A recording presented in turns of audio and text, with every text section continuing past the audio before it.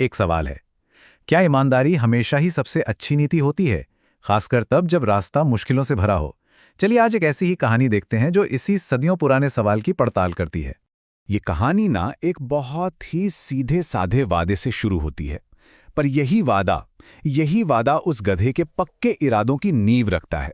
और यहीं से पता चलता है कि ये कहानी सिर्फ एक जानवर की नहीं, बल्कि भरोसे और ईमानदारी की है। तो चलिए मिलते हैं इस कहानी के किरदारों से। एक है सीधा साधा बहुत मेहनती किसान, और उसकी सबसे बड़ी पूंजी उसका ईमानदार गधा।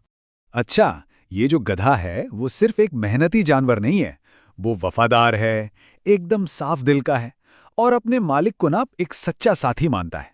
मतलब उन दोनों का रिश्ता सिर्फ काम का नहीं, बल्कि बहुत गहरे भरोसे और सम्मान का है। और अब आता है कहानी में एक नया मोड़। एंट्री होती है एक चालाक लोमड़ी की, जो ईमानदारी को कोई खूबी नहीं बल्कि फायदा उठाने वाली एक कमजोरी समझती है। तो यहीं पर कहानी का असली संघर्ष सामने आता है। देखिए, एक तरफ है गधे का भरोसा और उसकी भक्ति, और दूसरी तरफ है लोमड़ी का लालच और उसकी चालाकी। ये तो बिल्कुल अलग दुनियाओं की दो अलग सोच की टक्कर है। तो लोमड़ी अपना पहला दांव चलती है, लालच का। वो गधे को एक आसान सी जिंदगी का सपना दिखाती है। कहती है, अरे इतनी मेहनत क्यों करते हो, जंगल में तो देखो सब कुछ मुफ्त है। लेकिन गधा एक पल के लिए भी नहीं डगमगाया। उसका जवाब एकदम सीधा और साफ था, और इसी जवाब से पता चलता है कि उसके सिद्धांत कितने पक्के थे। वो कहता है, मुफ्त का लालच बहुत बुरा होता है, और जो चीज अपनी नहीं है ना, उसे लेना गलत है। अच्छा, तो जब लालच वाला दांव फेल हो गया, तो लोमड़ी ने अपनी चाल और भी कह सकते हैं जटिल बना दी। उसने फैसला किया कि अब वो शक और डर दोनों का इस्तेमाल करेगी और एक ज्यादा गहरा जाल बुनेगी। लोमड़ी को ये तो समझ आ गया था कि गधे को सिर्फ लालच से नहीं फंसाया जा सकता, तो उसने अपनी रणनीति बदली।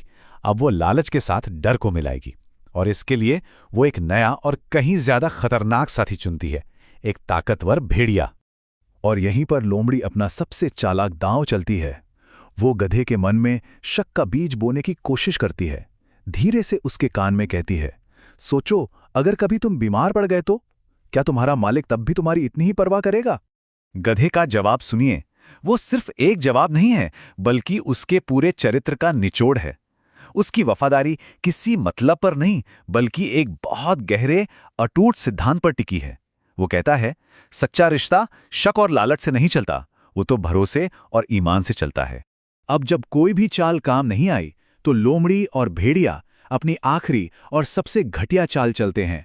वो जंगल में आग लगने की झूठी खबर फैला देते हैं और किसान को सीधे सीधे धमकी देते हैं। मतलब अब ये सिर्फ गधे की ईमानदारी का इम्तिहान नहीं था, अब तो उसके मालिक की जान का सवाल बन गया था।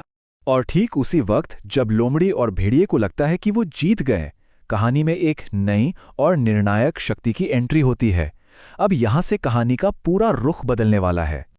और ठीक उसी पल जब लगता है कि अब सब खत्म, जंगल का राजा शेर एक जोरदार दहाड़ के साथ आता है। उसका आना सिर्फ एक नाटकीय मोड़ नहीं था, बल्कि ये न्याय की वापसी का संकेत था। और फिर शेर जो फैसला सुनाता है, वही इस कहानी का सबसे गहरा सबक है। वो कहता है, सुनो, ताकत से जीती गई आज़ादी खोखली होती है, लेकिन ईमानदारी से निभाया गया रिश्ता वो जिंदगी भर साथ देता है। शेर वहां पर व्यवस्था बहाल करता है और ये साफ कर देता है कि जंगल के कानून सिर्फ ताकत और चालाकी से नहीं चलते, बल्कि न्याय पर चलते हैं। तो इस पूरी कहानी का सार क्या है? मतलब सबसे जरूरी बात क्या है? चलिए इस जबरदस्त कहानी से जो सीख मिलती है उसे समझते हैं। इस कहानी की सीख को हम 3 आसान कदमों में समझ सकते हैं।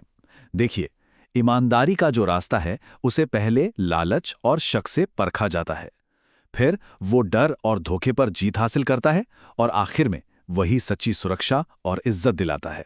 और आखिर में किसान जो कहता है, उन्हीं बातों में हमें इस कहानी का असली सार मिलता है। वो गधे के चरित्र की कीमत को, उसकी अहमियत को सही साबित करता है।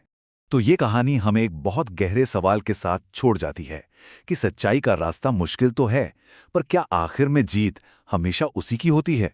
ये एक ऐसा सवाल है जो इस पुरानी कहानी को हमारी आज की दुनिया से जोड़ता है और हम सबको सोचने पर मजबूर करता है कि हम अपनी जिंदगी में कौन सा रास्ता चुनते हैं।